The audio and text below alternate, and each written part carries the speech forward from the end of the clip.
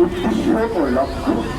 বাংলাদেশের প্রেক্ষাপটে এখন প্রায় 5 কোটির মতো তরুণ জেনারেশন আছে। এই তরুণ মানুষকে যদি আমরা সচেতন না করতে পারি তাহলে আমরা একটা ভবিষ্যৎ পাবো না।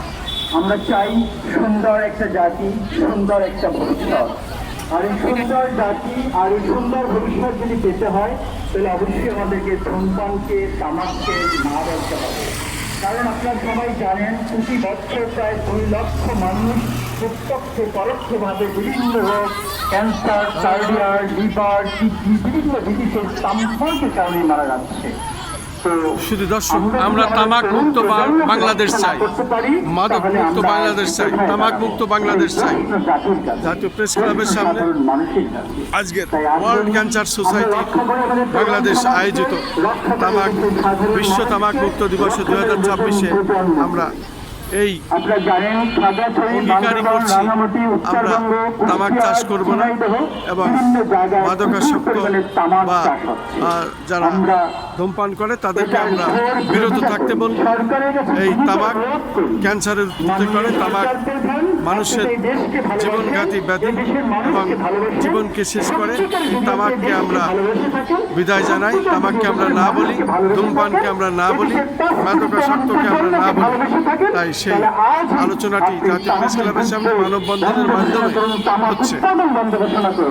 যদি উৎপাদন বন্ধ ঘোষণা না করতে পারেন তাহলে কৃষক ভাইদেরকে ভর্তুকি দেন, যাতে তামাক তারা যে উৎপাদন করে তাদেরকে যে আয় করে সেই জমিগুলো যে নষ্ট হচ্ছে, আমার পাহাড় ধ্বংস হয়ে যাচ্ছে, আমার সমাজ ধ্বংস হয়ে যাচ্ছে, আমার দেশ ধ্বংস হয়ে যাচ্ছে, পরিবেশ ধ্বংস হয়ে যাচ্ছে, সেইটা কিভাবে আমরা রক্ষা করবো বোঝানোর চেষ্টা করি। আমরা আমাদের তরুণোত্তর প্রজন্মকে যদি আমরা বুঝাতে পারি, তরুণ প্রজন্ম যদি ভয়েস রেইজ করতে পারে তাহলে অবশ্যই আমরা একটা সুন্দর জাতি পাবো, সুন্দর একটা ভবিষ্যৎ পাবো। আর দেখেন কত মানুষ প্রতিদিন সিগারেট খাচ্ছে, প্রতিদিন ধূমপান, ধূম অনেক কিছু ইউজ করছে।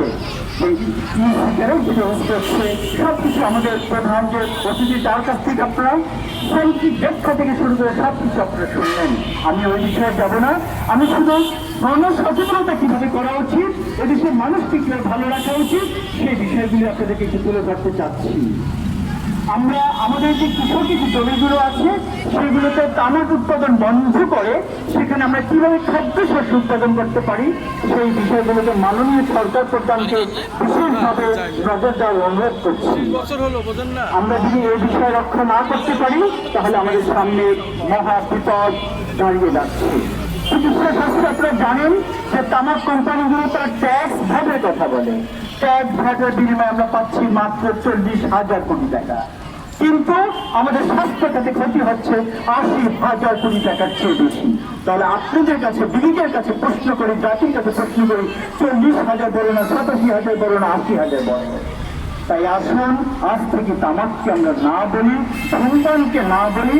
আমাদের অসহায় মানুষ, রিক্সাওয়ালা থেকে দিনমজুর শ্রমিক যারা প্রতিদিন তামাক খেয়ে 100 টাকা খরচ করে ফেলেন, আমরা তাদেরকে বোঝানোর চেষ্টা করি তামাক খেলে কি ক্ষতি হয়। সে নিজে অসুস্থ হয়ে পড়ে, তার পরিবার অসুস্থ হয়ে পড়ে, তার সমাজ অসুস্থ হয়ে পড়ে, তার পরিবারে যে ছোট শিশু আছে সেই শিশু অসুস্থ হয়ে পড়ে।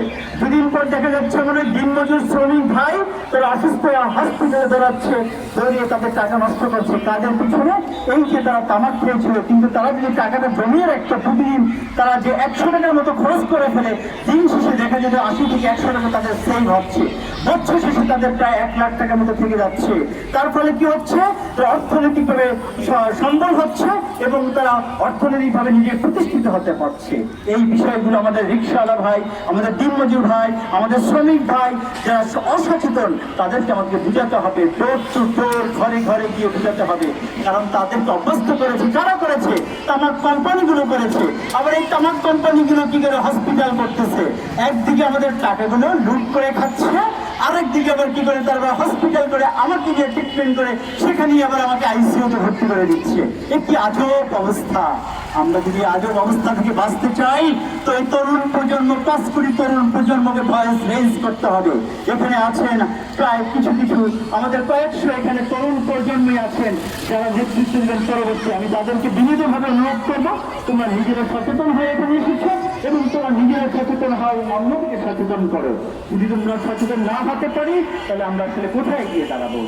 তাই আসুন, আজ সময় চলে এসেছে আমরা এই তামাকের বিরুদ্ধে রুখে দাঁড়াই। আমাদের কয়েকটা দাবি আছে। বর্তমান সময়ে সবচেয়ে ভয়ঙ্কর সিগারেটের প্যাকিং সুগন্ধযুক্ত তামাক দ্রব্য। মানে মোট স্যার বলেছেন একটু আগে যে তামাক কোম্পানি আমরা যারা সোশ্যাল ওয়ার্ক করে মানুষের ভিতরে জনসচেতনতা তৈরি করছি যে তামাকের ক্ষতিকর গুলো দিকগুলো, ঠিক সেই মুহূর্তে তারা কি কাজগুলো করছে, তারা সিগারেট সুগন্ধির মতো ব্যবহার করছে, তারা বুঝাতে চাচ্ছে এটার কোনো ক্ষতিকর নাই। তার মানে কিভাবে আমার তরুণ প্রজন্মকে সুগন্ধিতে আসক্ত করে আমার প্রজন্মকে নষ্ট করে দিচ্ছে। আমি ধিক্কার জানাই তামাক কোম্পানিগুলোকে, অতগুলো ধিক্কার জানাই আমার তরুণ প্রজন্মকে শেষ করে দেওয়ার জন্য। ওরা কি একবার চিন্তা করে না এদেশের সাধারণ মানুষের কথা, এদেশের অসহায় মানুষগুলোর কথা একবারও চিন্তা করে না? আমি ধিক্কার জানাই। আমি